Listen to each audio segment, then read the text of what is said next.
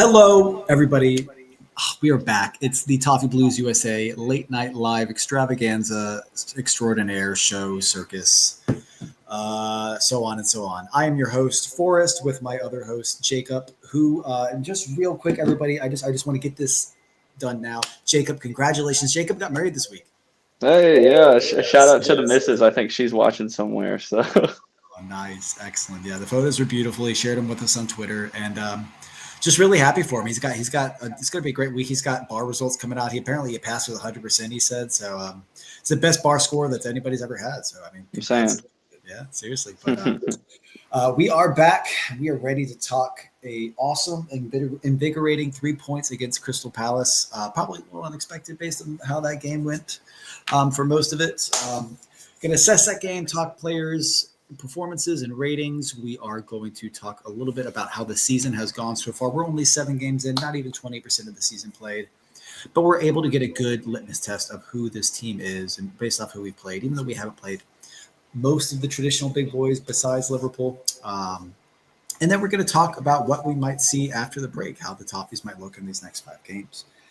Um, but all right, we will jump right into it. So if you are not familiar, on Sunday morning or Sunday afternoon, depending on your time zone, the Toffees came out 2-1 winners with a last-minute Jack Grealish, totally expected what he meant to do first-time shots from about 5 yards out.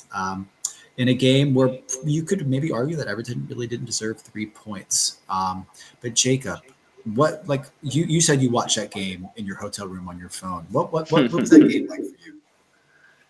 Well, I mean, first half, was not great. I think we were definitely second best for a lot of it. I think Crystal Palace, 19 game unbeaten run, and it shows they have quality all over. And I think just from a team chemistry standpoint, maybe not a world beating team on paper, but what they managed to do week over week is just incredible with how they just do not stop running through the midfield, attacking weak areas. I mean, I was super impressed with them for once. Shout out Crystal Palace. And secondly, I thought that when their energy did dip, I think, from that really insane run of fixtures they've had with Europe, et cetera, I think Everton did really well to get themselves back into the game. Quick shout out, Charlie Alcaraz was great when he came on. We won the penalty, and I think, as catalysts go, that penalty came at a perfect time, and I think, we obviously managed to press on and get a winner, and you're happy with that. So, a lot to work on, a lot to improve, but you're always excited about 3 points against a team that just is not in the habit of losing. Yeah, the most informed Europe, or the former most informed team in Europe. Definitely looking back at that first half, it was a real tough watch. And I know I myself need to probably stop live tweeting during games because you get caught up in the emotion of the moment, and it's really hard to judge the performance in a fair and balanced way because you're like, oh, this is awful. Everybody's misplacing passes. Everybody's looking weak. Oh, Barry just pushed a guy over and foul. Like, whatever. You get too emotional in the moment because you want to see Everton do well. But yes, it was a very poor first half performance. We didn't create a lot. I think possession was about 50-50. It wasn't anything crazy, but every time Palace went forward, it seemed like it was a dangerous attack for them. They were cutting through our midfield with ease. Adam Wharton, God bless him, he's a fantastic player. Love to see him in an Everton shirt, but he just ripped us to shreds with his passing, with his vision, with his ability to get on the ball in space and find other players in space and get them moving. It's funny. Right before Palace scored their goal, we should have scored. James Garner put in a lovely in-swinging ball that Tierno Berry timed a perfect run for and just could not make a connection with, which has kind of been the story of the season for our strikers. As some people might put it, they were all fart and no poop. Or I don't want to curse on here, but regardless, it was a bit of a frustrating performance from him in the first half. And right after we missed that chance, Palace go up the field. Tarkowski and O'Brien get caught up the field. Jeremy Pino turns Tarkowski, and it's funny because I watched that moment back and I thought, man, Tarkowski really should have just brought him down in that moment. He was caught up, he's way up the pitch, and he leaves Mikalenko and Keane stranded against 3 Palace attackers. Obviously, Sarr gets the ball, gives it to Muniz, who's at acres of space, and just slides it to Pickford. And after that, not much else happened, and it was just a little flat. And Goodison, not Goodison, Hill, the HD felt flat. The fans felt frustrated. There was a few boos at halftime, and it really felt like this was a bit of a capitulation of sorts, and that we were just kind of giving in to what Palace wanted. Yeah, I mean, I agree. I really think it's kind of what you said about pace of play when it felt so lackadaisical first half. I mean, I know you mentioned it in your match notes. It just kind of felt like we were putting balls into spaces that weren't there. I mean, it didn't feel like there was a lot of cohesion. I mean, through the lines, especially. I thought more so than any time this season that I noticed we have a center back playing right back, and I think it showed a lot in this match. I mean, I think Jake O'Brien has done really well, and God love him for doing so, because he's not the paciest guy ever, and he obviously is not a super attacking defender. But I think a lot of times in that game, he would come forward to try to link the attack where we were having so many problems, and he wouldn't be able to get back in time. And I mean, that's what happened for the goal. He gets caught in a bad space. But I mean, even when he is in those good positions, it's not translating into good attacking positions at the end. And so I think that's something that you need to look at. And I mean, of course, personnel is what it is, but I mean, I do think second half was a lot better. It's like I said about Alcaraz. He comes on, and immediately the pace picks up a ton. And I think that helps guys like Jake O'Brien when it doesn't feel so sloggy everywhere. He doesn't have to do so much if our midfield can kind of carry the onus, take that ball forward. I think that's where we've been at our best this season, when we have a move that goes through the midfield out to the wings, and then let your superstars do what they do best. Go at somebody, beat somebody, go score a goal. So, yeah, Grealish. So Alcaraz came on and at halftime, and really for the first 5 minutes of that second half, pushed us forward, pressed hard. Palace weren't quite ready for that energy, and they turned the ball over in some dangerous places. And Alcaraz tried to get it to players and did what he could to create something in those first 5 minutes. And after that, the game seemed to settle back into the pattern of the first half for me. Palace started to take on more possession. They started to find those spaces that we were allowing them to have through the midfield. And again, I mean, Palace really, when you look back at the game, and this is very similar because I watched their game against Liverpool as well, Palace probably should have scored 4 or 5 goals. They had the chances. They had the balls in really dangerous areas where they should have scored far more than they did. And I'm sure when Oliver Glasner went and talked to his team afterwards, he would say, we should have won that game. That game should have been out of sight before that penalty ever happens. So it was a frustrating performance overall when you look at the whole of a game, even though we won. But yes, Alcaraz comes on, the energy changes. After about 65 minutes, Palace really started to tire. We got that penalty, and that was the lifeline we needed to get back in the game. Because really, realistically, as we were growing into that game, 65, 66, 67 minutes, starting to get more on the ball, starting to, Eric Bunham comes on and starts to help out in that midfield quite a bit. It's almost like you look at that Keane injury as maybe a blessing in disguise, because it took O'Brien off right back, right? It puts him in his natural position at center back, and you move a really creative, really informed midfielder to right back in James Garner, who a lot of people would argue is probably a better fullback than he is a midfielder. And it just made the team tick that a little bit more. I even noticed the second where James Garner goes to the right back, he's making these line cutting passes across the field. He's able to get that switch of play that we don't really have from our fullbacks right now. We don't have at all. And through that, we're able to push the ball forward. We're able to hold on possession. We're able to get just those little bit extra creative passes to the point where Eric Bunham is in the box. He gets fouled. It's a definite penalty. There was no doubt about it. And Dye coolly slots it away, and then we're up and running. And now it is all us, and we are on top of Palace. Yeah. The substitutions were very good. But I think that's another thing we can talk about, is that the substitutions from boys on Sunday were what we needed at the right time. There was no dilly-dallying. There was no humming and hawing, like, should I do this, should I not? He said, Barry, you're coming off. You weren't good enough. And I really feel for Tyler Dibbling, honestly, because the guy's not really going to get the chance to thrive. First of all, he's not going to get a chance to thrive against a team that packs the middle the way that Palace do, because he's a guy that likes to cut in. And you even notice it the one time that he got released by O'Brien, which was a good play. Dibbling comes forward, he drags back and leaves the wing back there, and O'Brien just plays a little ball over the top, and Dibbling's in space. But the one time he gets it, he can only take it onto his weak foot and put it across right into his arms. He didn't get a lot of chances, but there's more to come from Tyler Dibbling. But Moyes makes those substitutions. He realizes where it's not working, and he makes those substitutions. Puts Ndiaye to the right, which I've been critical of Ndiaye on the right for this season. I don't think he's been at his best yet.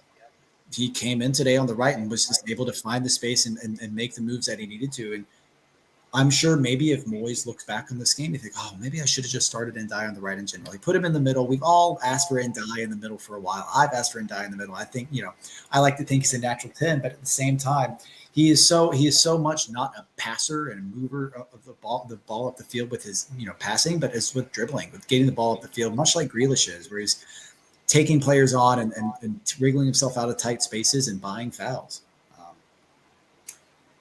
Yeah, I mean, I think I agree with you. I think Tyler Dibbling's a little unlucky because I don't think he was horrible. I think it was, a bad game to get a start against a really good team in a system that we wanted to play. I don't think necessarily suits his style. Not with the fullbacks we have, not with the players that we have right now, the square pegs and round holes.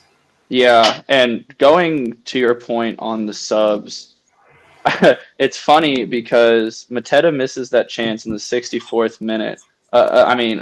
One he scores probably 9 out of 10 times, and then those subs come immediately after. And I remember one of the only notes I made on the entire game was maybe 5 or 10 minutes after we won that penalty. I had for Tim Irabunum. Wow! Exclamation point. Because I'm not going to lie to you, I have been very critical of Tim Irabunum. Not going to lie, I will own that. He was absolutely fantastic on Sunday. I mean, he came on and was one of the best players on the pitch for 25 minutes, whether you want to talk about dead legs for Palace or not. And then, like you said, James Garner at right back, I think that is something we should absolutely be exploring. And I'm not sure what Michael Keane's situation is injury-wise, but if he's going to miss time, then I think that might, even though I think he's probably been our best center back this year, that gives you a chance to see James Garner get some extended time at right back and maybe tinker with the midfield a little. Because I agree with you. I think he's better at right back than midfielder, which is hilarious considering he's got one of the best dead balls on the team. Something about him intangibly, his confidence at right back just feels like it swells every time he's there. Yeah, I just when you look at the way that Moyes wants to play with overlapping fullbacks and bringing them into attack and making them an extra dimension of the attack, so we're not so reliant on our wingers. It kind of seems like a no-brainer that if we're not going to be able to bring in the starting right back, the future of our right back position in January, then it should be James Garner. I like, the situation becomes, do we leave our midfield short? If we're starting Irabunum there every week in midfield until Merlin Roll comes back, are we leaving our midfield short? When Merlin Roll comes back, is he going to be able to fit into that midfield right away and provide the quality that we need in midfield? These are questions that we have to ask because as of right now, James Garner's had a very good season in midfield. This Palace game was different. Look, Palace loaded that midfield up. We weren't quite ready to deal with it. And so for most of the game, we found it really hard to keep up with their midfield. Again, I have to kind of beat the Gonagay starting to look a little old drum. Mm-hmm. It's tough. It's tough, but at the same time, yeah, he's giving the ball away in bad areas. He's just again, he just looks like he's taken a step back. Maybe that changes as the season goes on. But we really have to look at this midfield. But at the same time, James Garner belongs at right back if that's where it needs to be this season. And as we move forward, we know that he's not going to play Nathan Patterson. Seamus Coleman physically just isn't there. I mean, I noticed it when he started against Mansfield, but he just looked like an old man playing out there. I hate to see it because I love Seamus, but he looked like an old man playing out there. Yeah. So James Garner, to me, I look at that and I think that might be something right there. And later on in the show, we'll get to talk a little bit about the left back position and Adam Asnew because God love him, Mikalinko, man. He plays fairly well defensively, but going forward, it's a tough watch. And that whole game, he had he was on the ball a lot of the first half. He had opportunities with Grealish a lot of the first half. And I just watched him sit inside of Jack Grealish, inside with it, like I didn't get it. I didn't understand Yeah. if he was being asked to be there. It's not a position he should ever be in. He needs to be running around wide. He never needs to be coming inside. It was very weird. He just had a lot of weird moments on Sunday. Yeah. Linko. But go ahead. Oh, I mean, I was just gonna say on that.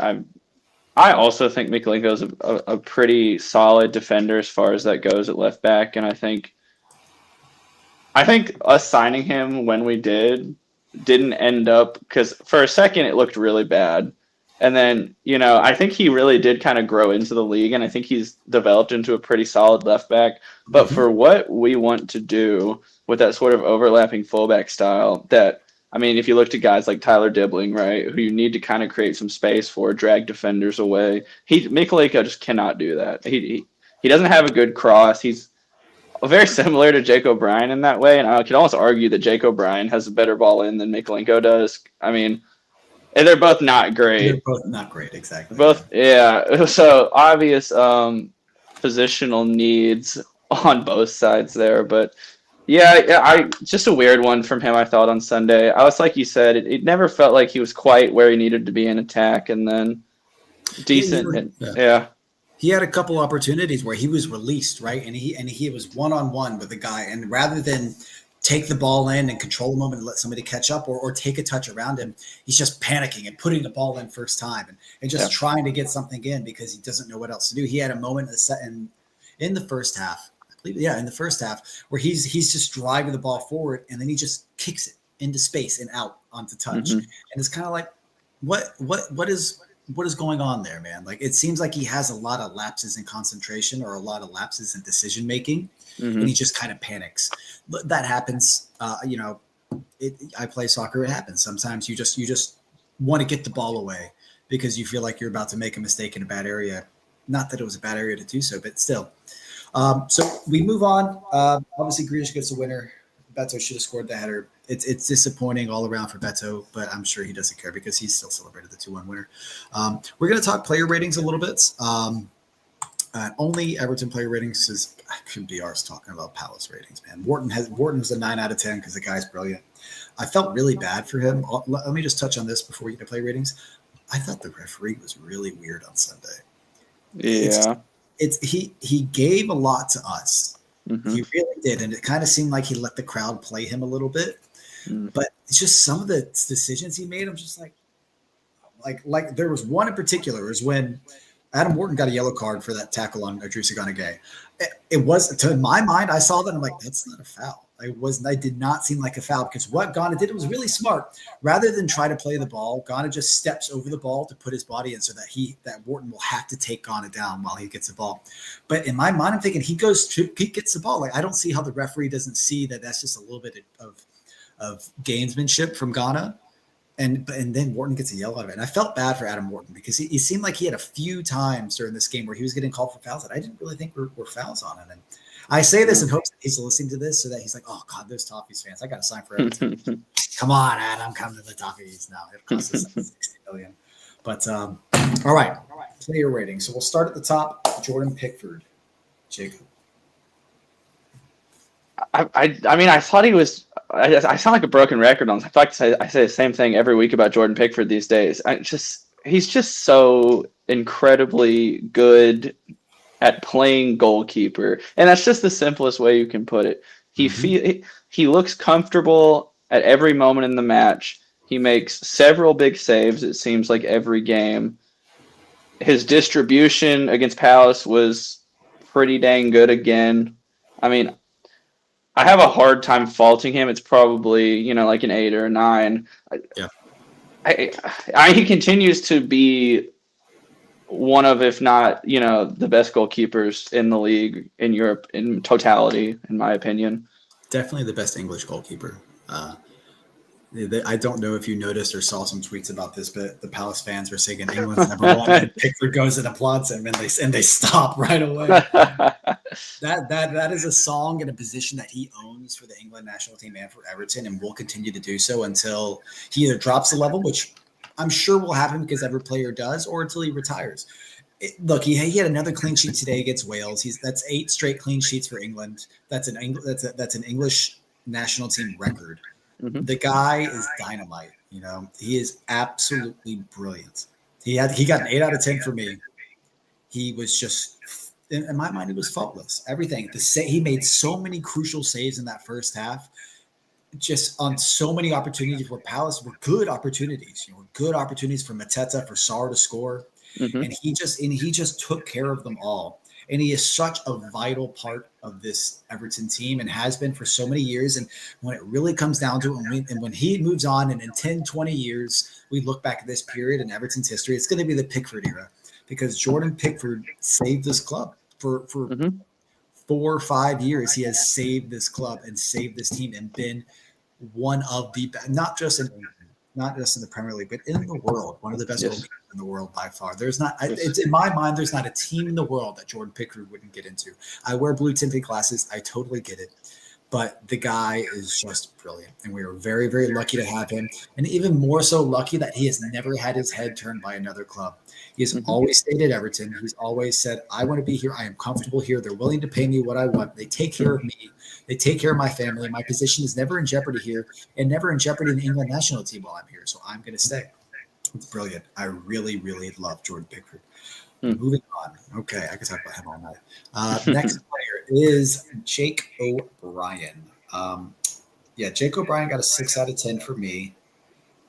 He thought he was a little bit better in the second half, and getting to get that Keane injury and getting moved to center back definitely made it seem like I didn't have a lot to do when he got moved there, in all honesty, but it, I'm sure he was very happy to get into that position.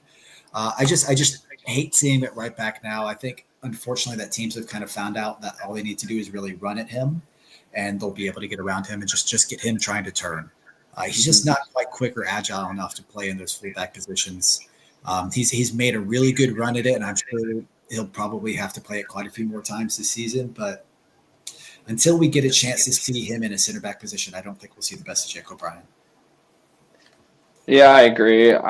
It's harsh for a win. I think I want to go somewhere around a 5 or 6, like you said yourself. The first half was pretty nightmarish for him, and I don't think it's all his fault, but he was just getting hammered. It felt like for 45 straight minutes.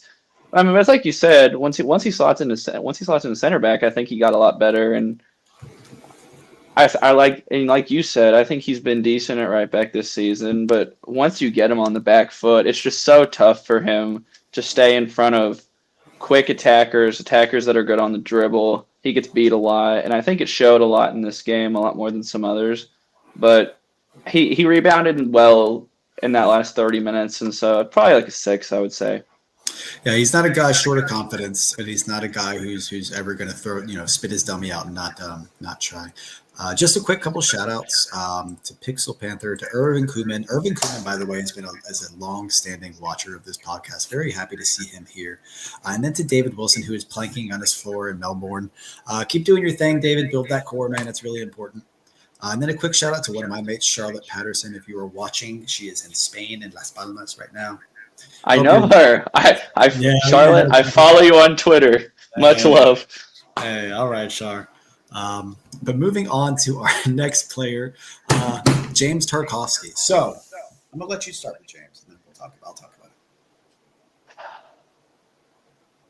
it. Like a 5. I mean, I feel like this is the same thing for Pickford for me, and I'm just really starting to beat a drum on it. But the way you feel about Idrissa Gueye is how I'm starting to feel about James Tarkowski. I mean, it just feels like every game there's a moment where he does something, makes a mistake, is in the wrong position, and I say it really feels like he has lost something. And again, for the goal, he gets beat. He got beat pretty bad for that goal. Yeah. Yeah, and it just feels like it's happening too much. And for a guy that plays almost every game, that I feel like has been really consistent. I mean, for a free signing, what more are you going to do? Has not had the best year so far. And I think once Branthwaite comes back into the side, I think his form improves tremendously. Let's be on the lookout for that. Yep. But 5 today, not great. Yeah, he got a 6 out of 10 for me. It was. I think he was caught way upfield for Palace's goal, and I'm just really disappointed. I'm going to beat this wrong. I'm really disappointed he didn't decide to take down Yerby Pino when he got turned. Because in my mind, as a center back, maybe it just happened too late. He didn't realize until the ball was already because Guillermo Pino turns him, and the second he gets around him, he looks up, he finds the pass to Sarr. So I guess maybe Tarkowski didn't have time to get the foul in, or felt that if he was going to foul him, then that the ball is going to go anyways. He's just going to get yellow for nothing. But maybe he didn't realize he was that far up the pitch, but he got caught far up the pitch in a really bad position, and it set us on the back foot. I don't think he made any other mistakes throughout that game. And what I really do like about James Tarkowski is he plays a bit of the wind-up merchant well, which was how is helpful. In these games where it's close and you kind of need to keep the other team mentally and psychologically on edge. He does that pretty well, I mean, and look, the guy took a freaking punch to the ribs too. Like, well, hold up a second. Let me talk about that. I cannot believe that wasn't a red card. I know it wasn't a very hard punch. I could tell that the guy kind of pulled it. Doesn't matter. You go and you form a fist and you put it towards somebody. That's violent conduct and a red card. You don't do that. Richarlison got a red card for barely headbutting somebody. How is throwing a fist into somebody's ribs not a red card? Silly. It was silliness. It doesn't matter if it was the last moment of the game. It was silliness. And to watch a guy do that and not get punished for it, that's a bit ridiculous. Agreed. All right, moving on to Michael Keane. Michael Keane got a 6 for me. I know. It's just, he defended well. But one thing I've noticed about Michael Keane is that if he's passing, it's going long. He's not looking to play a pass in between the lines. And there were a lot of moments I felt like in that game where Michael Keane looked up and the pass was there in between the lines. It was right to Gonagay or to Garter. It was there for one of those to take it and turn and move up pitch. And instead, and I understand this is probably the instruction he gets from Moyes, but it's a long ball or it's a diagonal to Grealish or Ndiaye. Usually it's a good ball, but whether it's good or not, it's not always the ball we need. So 6 out of 10 for me for Keane. Yeah, I agree, and I'm basically in the same place. It almost feels like, because we know that Michael Keane has a decent long ball, it almost feels instructional, tactical, because like you said, it feels like there's so many points in that game where you can play it into the midfield, into somebody's foot, and maybe get an attack going. But it feels like he's never looking for that. He's always looking above. Mm-hmm. And he hits them so well most of the time. You said, wow, that went 70 yards right into somebody's foot, so that's cool. But I would like to see a little bit more of maybe just drop the eye level a little bit, look to the midfield, and let's get some attacks going through there, countering. Mm-hmm. Yeah, I mean, then that will have to come from Moyes, I'm sure, before it ever actually becomes something that we see on the pitch consistently. Moving on to Vitaly Mykolenko, 6 out of 10. I mean, we kind of already spoke about Mykolenko's shortcomings as an attacking fullback. And at the end of the day, the reason the whole back four gets a 6 out of 10 is because they were all just as bad as each other in this game. They really struggled in transition. They really struggled to keep hold of Mateta, to keep hold of Sarr. And again, we've already said it.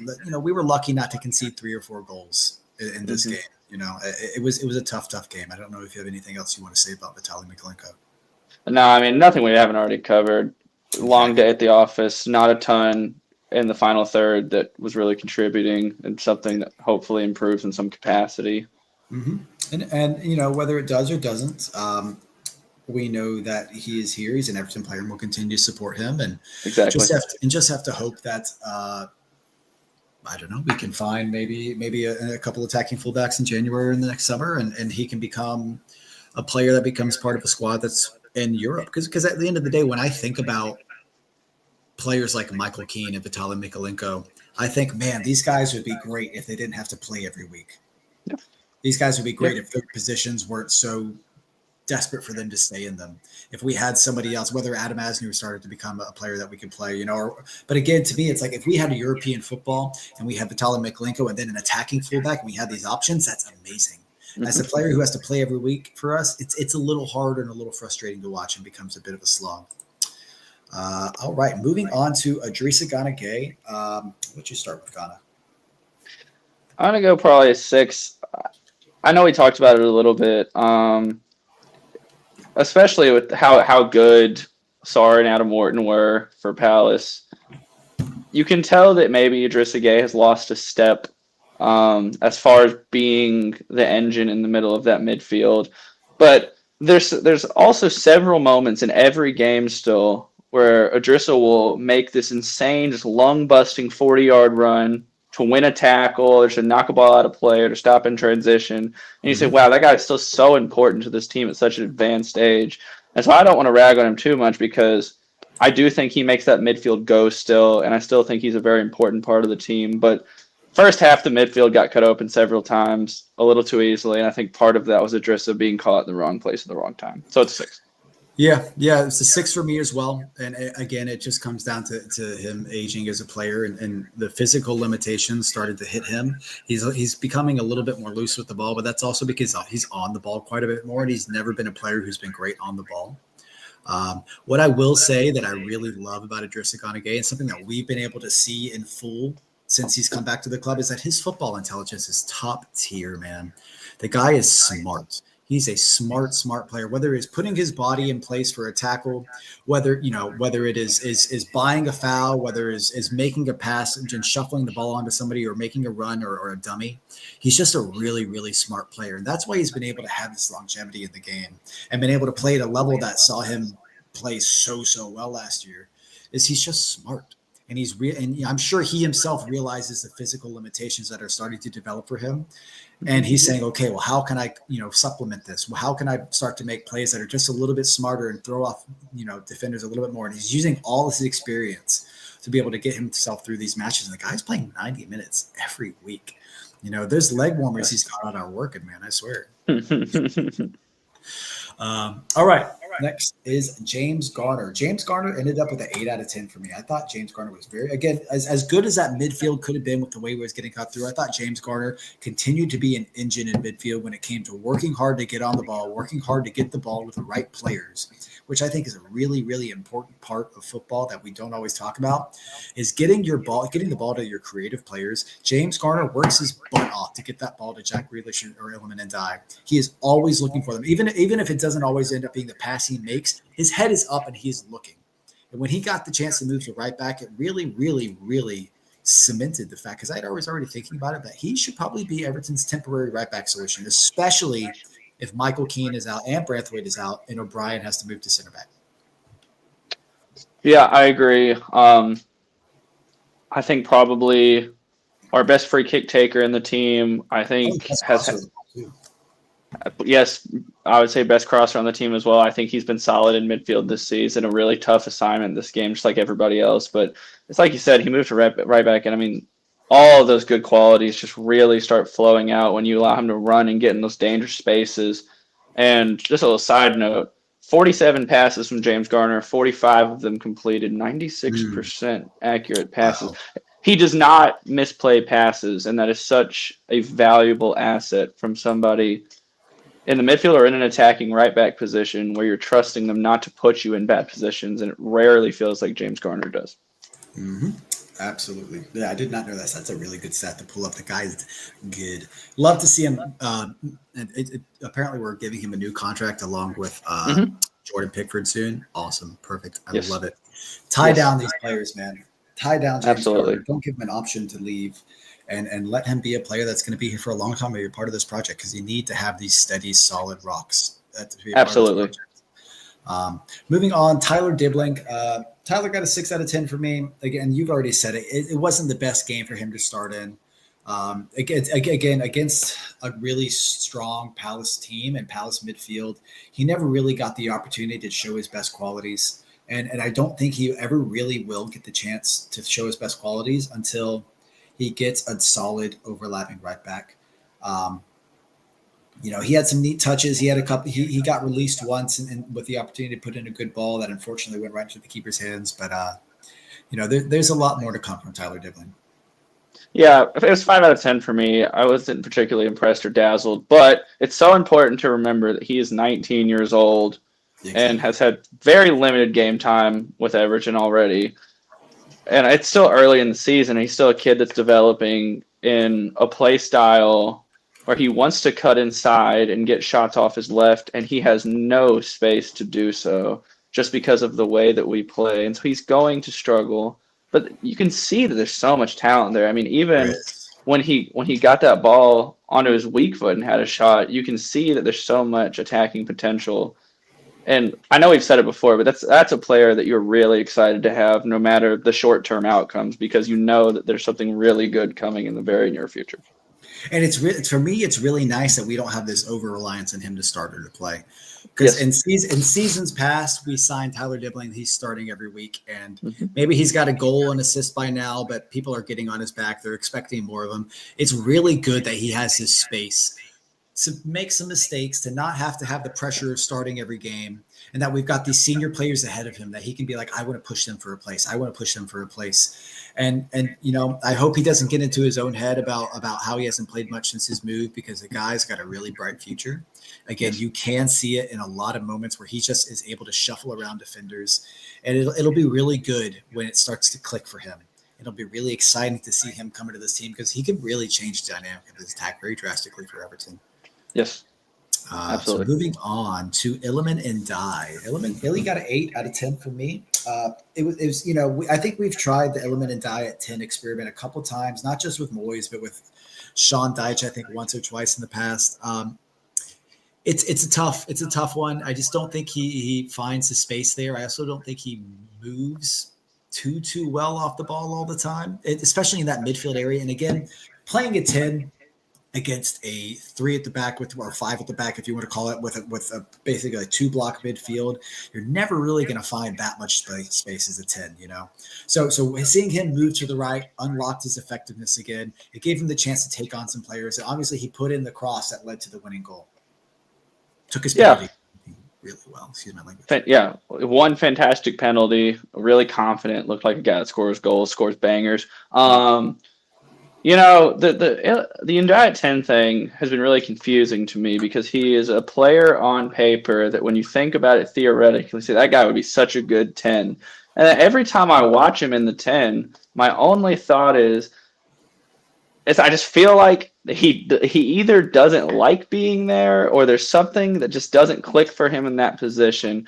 And maybe it's a vision thing. I mean, on the wing, you can tell he gets the ball into his feet and he immediately wants to go at somebody, either get around or put a cross in. And I think when you put him in the center and you say, okay, be a 10, facilitate, it's almost maybe too many options, too much stuff to think about, and not enough outlets, because, of course, he's our second best, if not our best winger. So when he's in the 10, there's less quality over there. And so for me, I mean, it has to be on the wing, and he showed that late in the second half with a fantastic cross into Beto that should have been scored. Really cross, yeah. Really, probably our best cross of the season, to be honest. It's just a little dink ball, yeah. Yeah, right on the money. But yeah, I mean, I think solid 8 for Ndiaye. Not as good of a first half, really solid second half. Really like to see that. Yeah, I think it also kind of just shows that he is just a player meant for the wings, left or right. You know, it just seems to be that he just thrives there, of getting in one-on-one situations, or even getting doubled up on and then finding the overlap or finding the player inside and making that cut inside. Can just go ahead. No, say it. I was just gonna say, you can just tell when he's on the wing and he gets around a defender, he just lives for that stuff, man. It's just such a jolt to his system. Ooh, I don't know if you saw today, there were some videos released of him working at home on his game, and it was really cool, because you know what he does. He likes to back into defenders to take on the ball. Oh, with him, they had the ball on the wall. Yeah. That's pretty cool to see. That was like, that drill, honestly. That's a pretty good drill. I like that. Of mimicking those game situations. I like that. Next up, Jack Grealish. Jack Grealish, 8 out of 10. Obviously, he was man of the match for Sky Sports or the Premier League or whatever. He said he didn't deserve it. He said Adam Wharton did. That's very kind of him, very humble. I thought Jack Grealish was just at his best today in terms of just getting on that ball and just wanting to create. And especially in that second half, from about 65 minutes on, once Palace got tired and Muniz just started trying to kick him, that he was like, okay, he took that personal. You know, that Michael Jordan meme, and I took that personal. That was Jack Grealish. He took that personally. He said, okay, you want to play like that? We'll play like that. And he just started to just get that ball and create. He shot today. He shot on Sunday, man. 2 shots on target. 3 shots on target, I guess, because he scored 2. 3 shots on target, 1 goal. Like, it was really good to see Jack getting out there and rather than trying to just create the move for somebody, say, I want to take this on and take a shot. His 2 shots on target that he didn't score from were both near post, right to the keeper's arms. You know, I in my mind, I'm thinking, oh, Jack, just, you got the technique, just curl it. You can do that. It's not as easy as it sounds, but Mm. I thought Jack played really well. He was a real catalyst for us in terms of getting back into that game. And I just really like that Jack never gives up.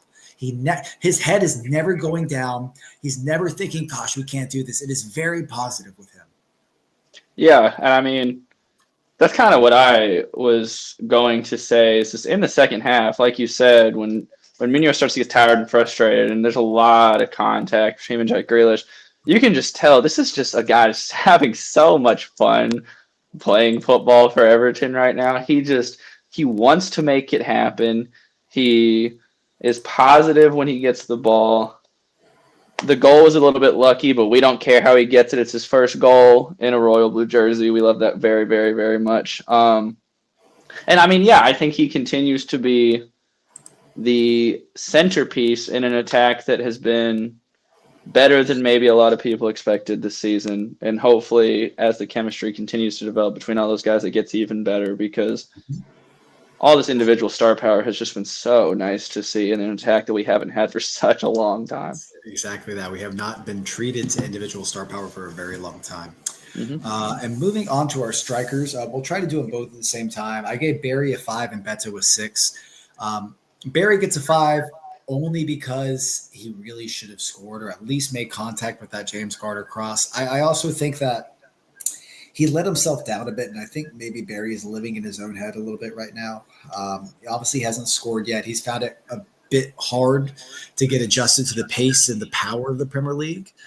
He just comes across as just a little weak, a little raw, a little slow, just not quite up to speed yet. I don't think anybody should be disheartened by that. I don't think anybody should be putting a lot of pressure on him as a player. It's going to take time for him to get used to this. And again, I think he had some moments during that game where he had the chance or he had a decent little bit of hold up play. Or again, he made the right run. One thing you have to ask of your strikers to time your run and make the right run. And he did that a few times. And at the end of the day, that's a really important part of being a striker. It didn't come off. He didn't score. He also had an opportunity where he was released for a 1v1 versus Gahey, and literally he failed on his first touch where he just put it right for Gahey. He just right in front of him. He just basically touched it right in front of him. That was really frustrating. At the end of the day, I think he should continue to start. I think he's the one with the upside and the one with the room to grow. Beto came on, energy, impact, decent hold-up play. Should have scored with the header. It was a great save from Henderson. But at the end of the day, Beto's a poacher. He's not the target man. He's not the all-around striker that Moyes really looks for, even though he has the physical capability that Moyes looks for. And I just think he suits the role of impact sub a lot more than he does starting striker. Yeah, I agree with basically all those points. And it's not surprising to me that you're starting to see those. Everton might look to the window in January rumors. And this is the flip side, I think, to the Tyler Dibbling coin, where we say, thank God that this guy doesn't have to be our impact guy on the wing. And I feel the exact same way about Tierno Barry because I still just think he's such a good player. And I think if he gets that time and he gets that time to develop in the league, get used to the pace of play, used to the guys he's with, he's going to be really good.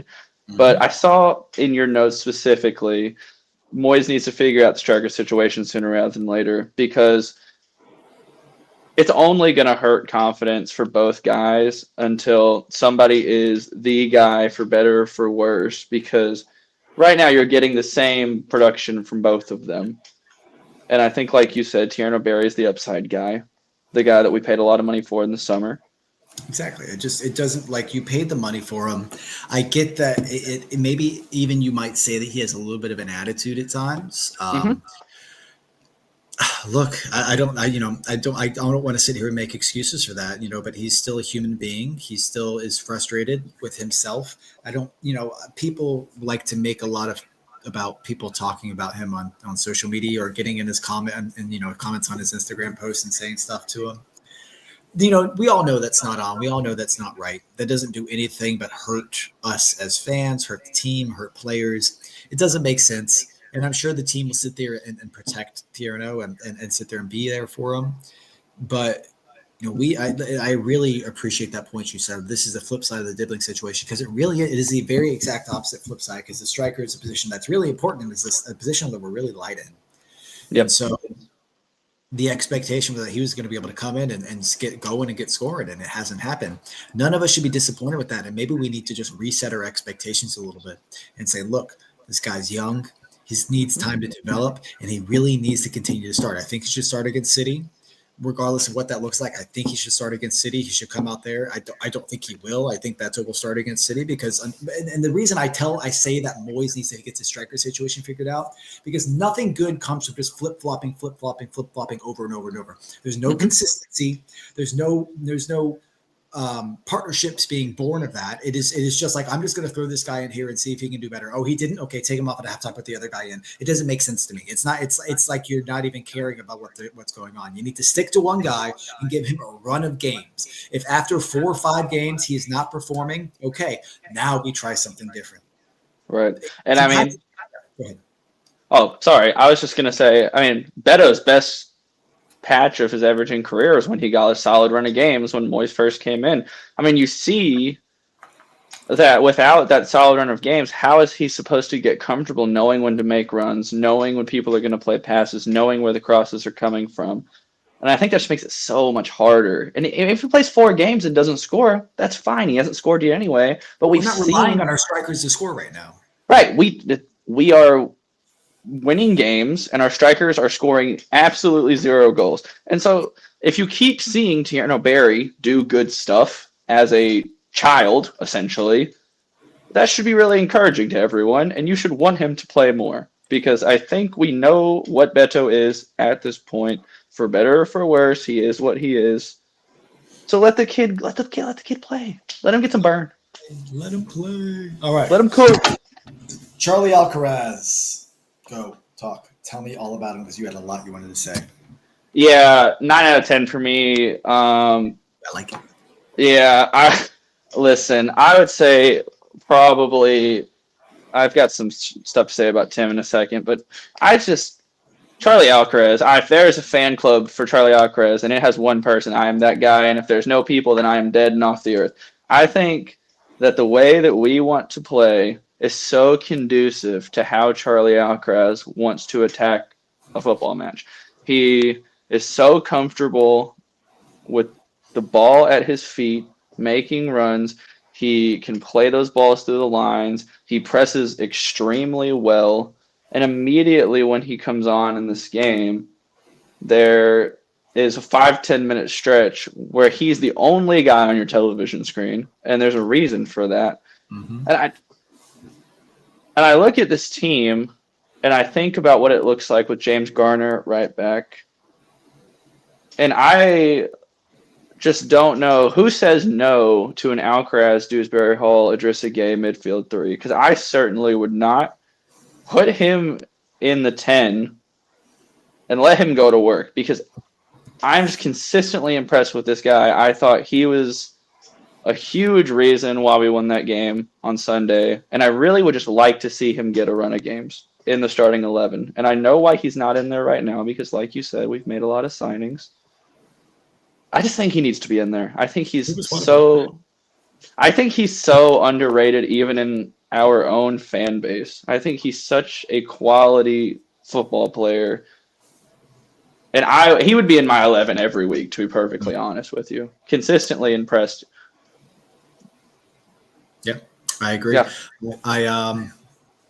I had this vision for Charlie Alcaraz that he was going to be this away game sort of midfielder for us because he is just so pace and power. He's a lot quicker than he looks. I put that in my notes. He's a lot quicker than he looks. Mm-hmm. He's got this really good burst of acceleration, and he can just run with that ball. There was a time in that second half where Charlie Alcaraz was about to take that ball from the edge of our box to the Palace box. That guy was about to run through the whole Palace team, and Beto takes the ball off him, and then and then it just recycles the ball back.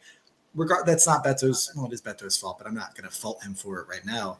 But the guy is just like dynamite. He is like when we say Jordan Pickford's dynamite, it's because he's great. Charlie Alcaraz is dynamite because he's explosive. Mm-hmm. He's got this explosive athleticism that you don't see a lot. Yes, at times his first touch isn't great. Yes, at times his passing is a little wayward, and there was a couple moments where that happened in the second half when he came on. But the guy gets himself into great spaces in between the lines. He gets his head up to look, and he plays that 10 role really, really well. I would love to see him start against City. I think he could do a lot of damage to them. Um, and a midfield three of Dewsbury Hall, Garner, or not Garner, of Alcaraz and of Gay sounds enticing. I'm a little worried about its stability defensively. Moving Dewsbury Hall back, we haven't really seen him play in like an 8 position yet, but who knows? It might be worth a try. Whether that's against City, I don't know. I can imagine that Moyes might revert back to type and put O'Brien at right back, because I doubt that their fullbacks are going to be making many runs forward when we play City. But there should be opportunities for Alcaraz to get into this team. He's shown well enough that, especially against Palace, he also played against Wolves in the Cup, that he can come in and be a bit of a game changer and be something different that this team needs. And then we move on to Tim Iroegbunam. I mean, we've already said how good of a game he had, and Jacob, you said you wanted to say some stuff about him, man. So you go for it. Yeah, so I'll just say on Tara Boonham, one of those guys, once again, that in an ideal world probably is not playing so many minutes so far this season and has struggled at times, has had good moments at times. I thought this was maybe his best moment for Everton. I think he came in, capitalized on a situation where we got on the front foot, and I think that for one of the first times I can remember, really asserted himself on the match, won a penalty, looked strong in midfield, didn't look like he was going to get bullied off the ball, and really importantly, didn't give the ball away a ton, which I think he struggled with. If that continues, where he can be even a little bit more accurate, playing the passes around and not putting us in bad spots in transition, then I really like him as a squad player, because he's that big, strong engine room type of guy that managers absolutely love to have, especially in 30-minute intervals at the end of a game where you need that spark, and he was absolutely that spark on Sunday. Yeah, I agree. He's like a real natural dribbler with the ball. I think that's one of his best assets, is he's real strong on the ball and being able to move it forward with his feet. At times his passing's a bit wayward. Maybe at times he doesn't quite get into the right position, but he took full advantage of a tired Palace midfield on Sunday. And I really like watching Tim Iroegbunam play. I like seeing that he starts, because I like seeing young players start. I like to see them develop. I like to see them develop into players that can be real big in the future. And I'd rather see him start over, I don't know. There's not really anybody else he could start over, I guess. But I like seeing Tim Iroegbunam play. He's developing. He's going to learn his position. He came on and had a good game, and hopefully that continues forward, whether he starts or whether it's Merlin Roll or Kieran Dewsbury Hall. Exactly. So that rounds out our Crystal Palace talk, man. There's a lot to talk about, honestly. But it was such a good win, and as we get into the international break, the things we get to talk about get to be few and far between. We'll roll into just a quick season assessment now. So if you look at where we're at this season, we are 7th place, 11 points, 3 wins, 2 draws, 2 losses, undefeated at home. It's just been good. It's been a good start to the season so far. Where's the start to the season been in terms of your expectations for how we would start the season? If you ask me perfectly honestly, at the start of the season, I probably would have had us right around 9th, 10th. Definitely a very solid mid-table team. I wasn't wanting to jump the shark as far as we're going to Europe. Of course, after we beat Brighton, I was definitely playing the Champions League theme song around my house. Nice. But yeah, I mean, I think it's been good. I think there's been glaring issues, but I think most importantly, we have a little more depth in the squad. We've been able to rotate when needed. We have dug out some really good results. We've struggled to score here and there, but I think we've found the goals when we've needed to. We've been defensively pretty solid again. The cup exit was obviously incredibly disappointing, but that has been, I think for me and most other supporters, a really small note in what has otherwise been a really positive start to the season, and I hope that continues after the international break. Correct. Real quick, Peter, good morning to you. Wherever you are, it's probably dead early. It's like 3 a.m. in the UK right now. So, Peter, good morning and good evening from us. Yeah, I didn't. It was hard to have expectations going into the season. We definitely brought in the players that we were looking to bring in terms of attacking quality, in terms of firming up the team and replacing players departing with players, that have a bit more quality. Uh, Seventh place with 11 points is really, really good. I think being only 5 points off top spot is maybe a bit more than any of us could have ever hoped, in all honesty. That's also because, Liverpool's quality has gone down a little bit. And just in terms of overall quality in the league, it's maybe a little bit less this season. There's maybe between like fifth and 15th right now. There's a lot of parity, but that's going to even itself out as the season goes on. I think what we can really do now is build on this platform and start to create some separation between us and say the teams in 9th through 12th place, right? If we can start building 6-7 points on them, start getting some wins, like we have some games coming up that are really going to help us get a better expectation and a clearer idea of what the season could really look like for this team. We have City away coming out of the break. That's going to be a really, really tough game. Some people would call it a free hit. I would say if we can get a draw, I'll be happy. If we get 3 points, I'd be mystified. And if we lose, I'll be like, well, as long as we're not getting, losing 4 or 5-0, I can understand that this is just a tough game against a tough team. But moving on from that, we've got Spurs at home. Possibly winnable. This is a different Spurs team from last year, much more solid defensively. There's every chance that they could be the kind of team that could give us a lot of trouble. It might be the first team we lose to at home because they've got the pace and they've got a bit of the power that we don't seem to be dealing with very well this season because our fullbacks aren't quite there yet. You got Spurs at home. We've got Sunderland away. That's a bit of a toss-up game. I think that's a game we should be winning personally. I think Sunderland have had a really good start to the season. Whether they can maintain that or not will be interesting to see. But I do think that's a game we should be targeting. It's a game we could get 3 points out of in an away game. We got Fulham at home, which is a game we 100% should be winning, in my opinion. And then we've got United away, and that's a bit of another free hit / who knows what the United are going to look like. Then they've also been our bogey team for a while. It's a bit frustrating because they've been crap for a while, and they still have found ways to beat us just about twice a season. Every year for quite a few years now. It's a little frustrating, and we were unfortunately what did we lose to Ruben Amorim's first game? It was like 4-0, 3-0. It was pretty embarrassing losing that first game to them.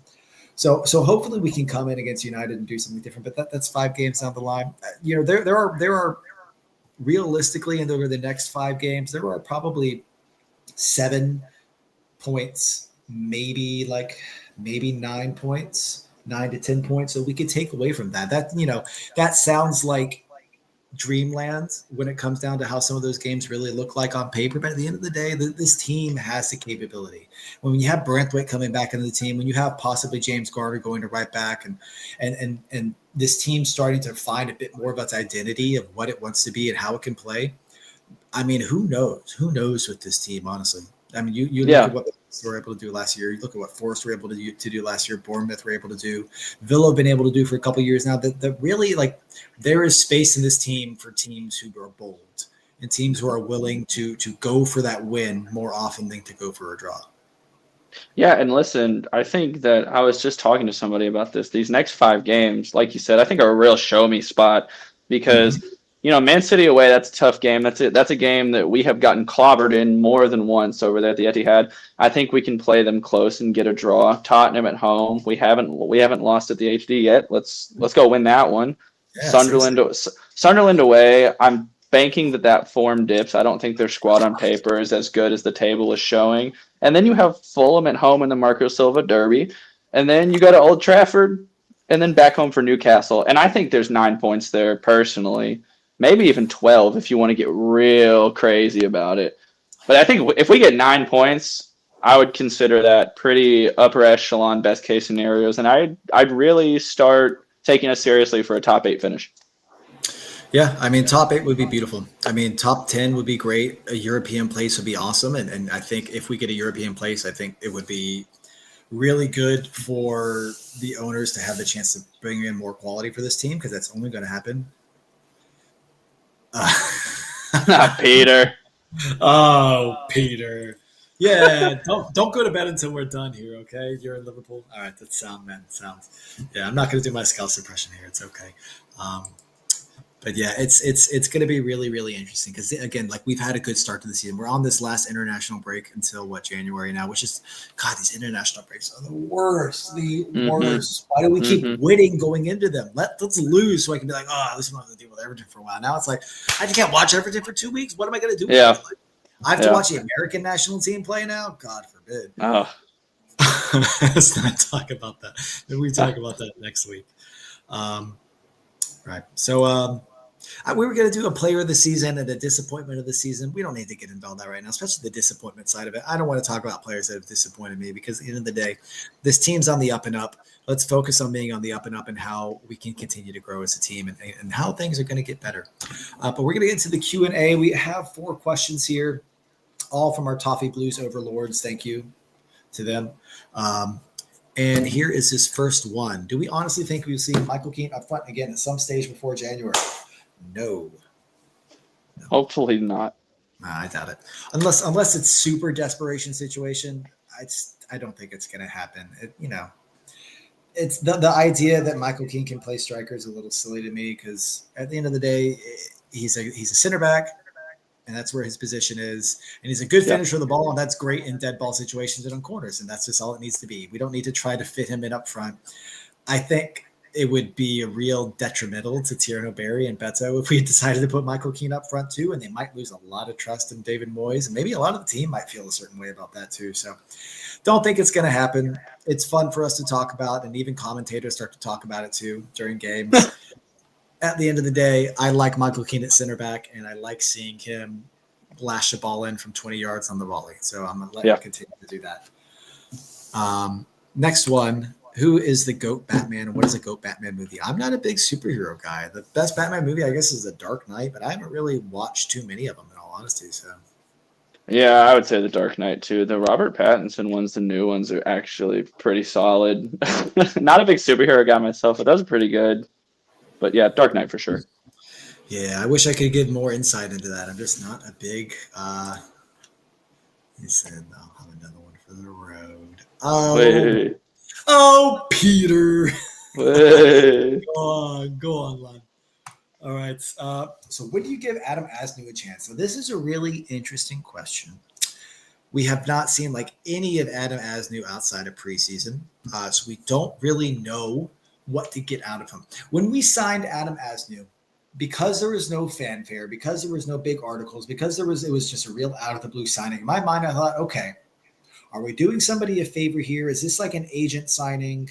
Is this just like, well, we just wanted to have, left back covered, but we're never really going to use him? I don't know what's going to happen with that. Is he even playing U23s games? I don't even think he is. So he's not match fit. He's making the bench every week, but there doesn't seem like there's ever an opportunity for him to come on. So I would imagine that until and the times that we've like Mikalenko's been hurt, we're not even considering putting him there. We're putting Seamus Coleman at left back. So, I mean, if we were going to see Adam Asnew like realistically play, it would have been in that Wolves Cup game. He didn't play. So in my mind, I think unless there's like some real drastic changes in who he is as a player or in our personnel, I really can't imagine he'll get much of a chance at all. Maybe this whole season. No, look, he's 19. I mean, I also didn't know a ton about Adam when we signed him, but I'm sure you saw it too. There was a very strong outpouring of support and praise from Bayern Munich's camp about how solid he is as a young guy. And I mean, there's a reason he's not playing. And I know everybody will say, oh, we definitely should play him. But if he's not getting any game time, there's a reason for that. And I think it's okay to let him kind of develop and grow into the position before he gets thrown out on his butt, not ready to play. So, I mean, I would be totally fine if he didn't play for a while or even much at all this season and he's one for next year or beyond. Like, no need to rush. Yeah, I think if we were going to see him play, he would have played by now. So that's kind of the end of the opinion for me. All right, and then last question is going back to the striker question. We're talking about strikers a lot tonight. Excuse me. Do we sign a striker in January, and what profile? We've already got a young striker in Barry, a middle-aged striker. That's crazy. Middle-aged is a 50-year-old middle-aged striker in Beto. Do we get an older, more experienced striker? I just don't know what striker would even be out there that would like I've had Gabriel Jesus's name floated out there. I don't think that would ever happen under David Moyes, and I would be really, really worried if we were to sign him, especially in a permanent. On a loan, maybe it would be okay, like just to see. But as a permanent, for what his wages and the fee would be, I don't think so. People have talked about Jamie Vardy. There's a reason we didn't sign Jamie Vardy because he doesn't fit the way we play. Because we're not playing a lot of balls in behind, and the guy's like 38 years old now. You know, yes, maybe he'd score a few goals for us and it'd be cool and stuff, but it's not going to suit our style of play, and it's really going to hurt the team as a whole at the end of the day. I don't know. I don't think we should sign a striker personally in January. I think we should wait till the summer, and if we're going to sign anybody in January, it needs to be like a right back or left back. No, I totally agree. I think there's a non-zero chance that we sign one, but I think it's as close to zero as probably non-zero gets. I don't think there's any reason to sign a striker. You have two guys. I don't really think there's a guy out there that's going to be any better than Barry or Beto is for the money you'd have to pay. Yeah. Yes, and you know, in January it gets more expensive, and there's a reason those guys are available mid-season. I say let it play out. We haven't needed those goals yet, and I think one of those guys is going to have a patch of form this season. Get a fullback, get to next season. Yeah, I will say this though, Moyes is pretty good at signing strikers in January. I mean, you think of Nikita Jelavic, you know, who came in January and was like, "Oh, hey, I'm going to score like 8 goals in the game, all with my first touch." Like, yeah, you know, who knows? We'll see what happens in January, but that seems like it's so far away at this point. And there's so much of the season left to play. I mean, we could in 5 games, Thierry Henry could have 5 goals and be like, well, why the hell are we talking about signing a striker? You know, we don't know what's going to happen. It's too soon to speculate. Anybody who is speculating right now is only doing so to get your clicks on their articles. Don't listen to them. Don't read them, because that is junk clickbait, and that's not what we're here for. Okay, that's not good journalism. Yeah, outside of an injury, I just don't think it happens. And an injury, I guess, too. You know, yeah. It seems like Beto is made out of steel. The guy doesn't get injured. Yeah, dude. Yeah, he's just like his Gumby. All the hits, he just kind of bends around. It's crazy. Yeah, it's pretty wild. Are we planning to come over this season, Peter? We'll end on that because that's a good question. And on, I would absolutely love to, and I'm probably going to do it in the second half of the season. Yeah, I don't know exactly when. But I think in my mind, I would really like to be at the Hill Dickinson for the first derby. I think I've said that in a show before, but I would really like, that would be the game. I always go for the games that are like too big and that we lose in. You know, literally every season, I'm like, oh, let me go to the derby, and then we lose. Like I went to the Anfield derby where Jordan Pickford threw the ball into the net. I was in the away end for that. So I'm not. Oh no. Yeah. I was at the 3-3 derby in Martinez's first season. That was my first Goodison experience, which was really great, but we should have won that game. I was at the 4-1. I've been to a derby where we lost 4-1 at Goodison, you know. So I've seen the best and the worst of Everton. And honestly, let me think of like wins I've seen. Saw us beat United at home in Moyes' last game when he was in charge of United. I've seen us beat. I saw us lose to Southampton 2-0 away when we were going for 4th place and from those 2 own goals. Man, I can't believe I saw that game. That is crazy to think about. I've seen us beat Stoke at home. My first game ever was Newcastle away in 2012. We won 2-1 and an Ichibi goal. So, yeah, I like to go to the big games. I don't know what it is, but because I'm desperate to have like this big moment. We have this big win. Yeah. How about you? I mean, we were talking about maybe getting down there at some point this season. I had the Sunderland game in May circled on the calendar. I have a soft spot for Sunderland personally. Yeah. I would love to be there for a derby. I just, you know, trauma and heartache and sadness going that far. But man, that's such a bucket list thing to do. Go watch a derby at Hill Dickinson, which is so fun. So hopefully sooner rather than later. Yeah, man. Well, maybe we can plan it around each other. We'll see. How life ends up in the next few months. But folks, that is all we have for tonight. Thank you, Peter, for engaging with us. I hope you're enjoying your last drink, whether it's a whiskey, beer, or tequila. Glad you're here, Peter. And I hope you're glad you're here too. But we will be back. We'll probably be back next week. We'll see. We'll figure out what we need to talk about, what we want to talk about. Maybe we talk about how players have performed in international break, or maybe we just talk about something. I don't know. We'll see. We'll let you guys know. All right. But thank you so much for joining us tonight. Show ran long, but thank you for being here. The beers are on me when we come over. Thank you, Peter. I'll remember that. And we'll get to the brick and have a San Miguel. Sounds good. All righty. Guys, have a great night. Thank you so much for joining us. Up the